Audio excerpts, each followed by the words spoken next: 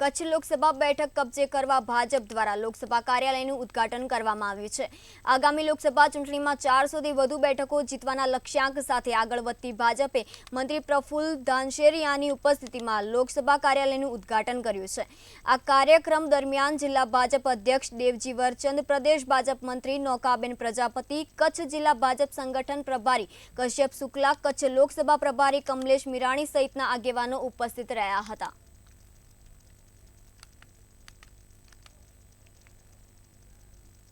आदरणीय नरेन्द्रभाई मोदी साहेबे जे विकासनो प्रज्वलित यज्ञ कर्यो छे, आ यज्ञनी अंदर तमाम समाज, तमाम लोको, तमाम ज्ञाति लोको एक साथे भारत निर्माणना यज्ञनी अंदर स्वाहा करी रह्या छे। त्यारे आ सीट कच्छमां कार्यकर्तानी एकता, तमाम धारासभ्यनी सक्रियता अने श्रेष्ठ सरकारना कामगीरीना आधारे